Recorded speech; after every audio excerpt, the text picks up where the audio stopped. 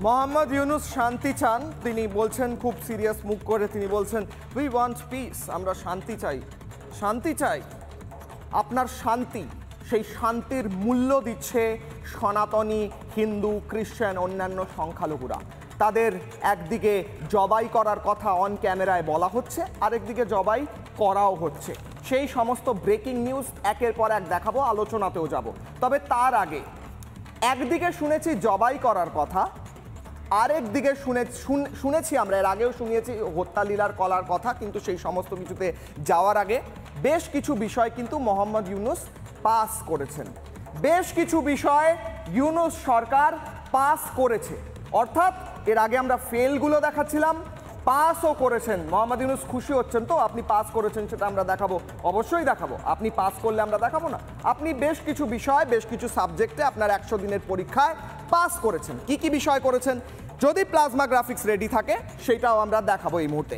কি কি বিষয় মোহাম্মদ ইউনুস পাস করেছেন? প্লাজমা গ্রাফিক্স, মোহাম্মদ ইউনুসের 100 দিনে যে যে কাজে তিনি পাস করেছেন। ফার্স্ট পেজ, মৌলবাদীদের তোল্লাই দেওয়া, পাস করেছেন Mohammad Yunus, very nice, congratulations. America দালালি করায় পাস করেছেন মোহাম্মদ ইউনুস, কনগ্রাচুলেশনস। পরেরটা, পাকিস্তানের লেজুড় বৃত্তি করা, মোহাম্মদ ইউনুস সম্পূর্ণ মার্কস নিয়ে পাস করেছেন। সেনার অপব্যবহার করে হিন্দুদের ওপর অত্যাচার করা, একদম 100 মোহাম্মদ ইউনুস। অপশাসনে মোহাম্মদ ইউনুস পেয়েছেন 100। খুশি হচ্ছেন মোহাম্মদ ইউনুস, সেলিব্রেশন। ও নিজের অফিসে আজকে সেলিব্রেশন করে ফেলুন, আপনি 100 পেয়েছেন মোহাম্মদ ইউনুস। আপনার এই পাস এবং এই ফেলের রিপোর্ট কার্ড নিয়ে আজ চলবে আলোচনা এবং একের পর এক প্রশ্ন, এবং আমাদের স্টুডিওয়ে যারা রয়েছেন তাদের কাছেও একের পর এক যাব, কারা কারা থাকবেন তাদের সঙ্গে পরিচয় করাবো।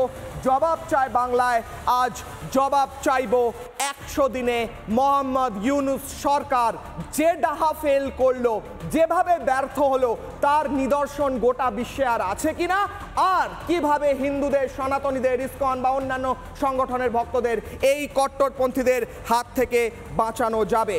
এই মুহূর্তে আমার সঙ্গে যারা রয়েছেন এবং যারা থাকবেন এর পরে, তাদের সকলের সঙ্গে পরিচয় করাবো। বিমল শঙ্কর নন্দ রয়েছেন আমার সঙ্গে, বিজেপি মুখপাত্র, এছাড়াও ইন্টারন্যাশনাল বিষয়ে তিনি এক্সপার্ট। দীপাঞ্জন চক্রবর্তী থাকছেন, এক্স এনএসজি কর্তা।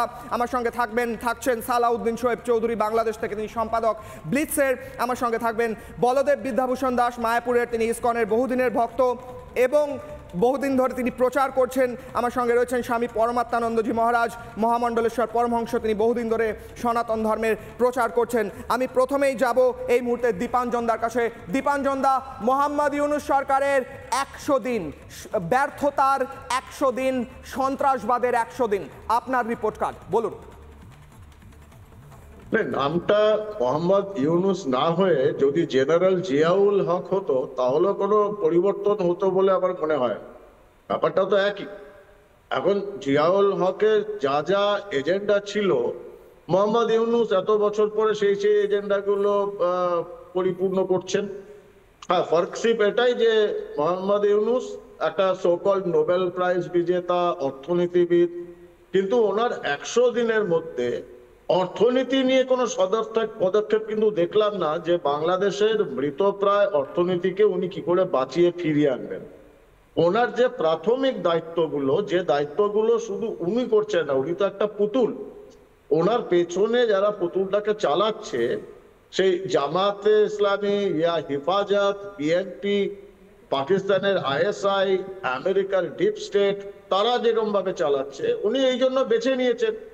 সংখ্যালঘুদের উপর আক্রমণ, ইসকনকে সন্ত্রাসবাদী সংগঠন বলে নিষিদ্ধ করার একটা চেষ্টা বা পরিকল্পনা চলছে। রিপাবলিক বাংলার বিরুদ্ধে আইন অনুযায়ী ব্যবস্থা নিয়ে নিষিদ্ধ করার চেষ্টা করছেন প্রচার বাংলাদেশের মধ্যে। তো এগুলো তো পরিষ্কার বোঝা যাচ্ছে যে ওনার এজেন্ডা কি। তবে ওনার এজেন্ডা সফল হবে না। এই যে যেরকম ভাবে লাগাম ছাড়া সন্ত্রাস চলছে হিন্দুদের উপর বাংলাদেশে, এর জবাব কিন্তু উনি খুব তাড়াতাড়ি পাবেন, এবং সেটা উনি বুঝতে পারছেন। জবাব দুদিকে, বিশ্বজুড়ে, আন্তর্জাতিক মহলে।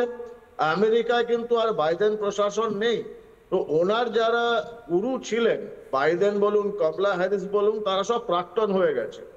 ডোনাল্ড ট্রাম্পের আসার পর এবং ডোনাল্ড ট্রাম্পের যে ভবিষ্যতের সরকার, তারা কিন্তু ইতিমধ্যেই বাংলাদেশের হিন্দুদের উপর অত্যাচার, গণহত্যার উপর তাদের সুস্পষ্ট মতামত ব্যক্ত করেছেন। আর একটু সময়ের অপেক্ষা, আমেরিকা প্রশাসন ডোনাল্ড ট্রাম্প কাজ শুরু করলে বুঝতেই পারবেন। ভারত তারাও কিন্তু তৈরি, এটা কিন্তু ভুলে যায় না যেন ইউনুস। 100 দিনের সব থেকে বড় ওনার শিক্ষা হবে যে উনি ওখানে ওদের ওখানে লোকজনরা বলবেন যে হিন্দুদের দইরা জবাই কর, আর ভারত চুপচাপ বসে দেখবে, সেটা হতে পারে না, হতে পারবেও না। ওখানের হিন্দুরা কিন্তু আবার সুসংহত হচ্ছে, অসাম্প্রদায়িক শক্তিগুলো আবার সংগঠিত হচ্ছে, এবার প্রতিবাদ চলছে, প্রতিরোধ হবে, এরপর পাল্টা মার দেখবে। এখন 100 দিন পরে ওনাকে দেখতে হবে আগামী 100 দিন পরেও উনি বাংলাদেশকে অটুট রাখতে পারছেন কিনা। এটাই এখন ওনার জন্য আমার মনে হয় সব থেকে বড় পরীক্ষা। কিশোর রায়। একদমই দীপান। নানা ধরনের কন্টেন্ট দেখার জন্য লাইক করুন, শেয়ার করুন আমাদের ফেসবুক পেজ, সাবস্ক্রাইব করুন আমাদের ইউটিউব চ্যানেল। পাশাপাশি অন্যান্য ব্রেকিং নিউজের জন্য অবশ্যই চোখ রাখুন রিপাবলিক বাংলায়।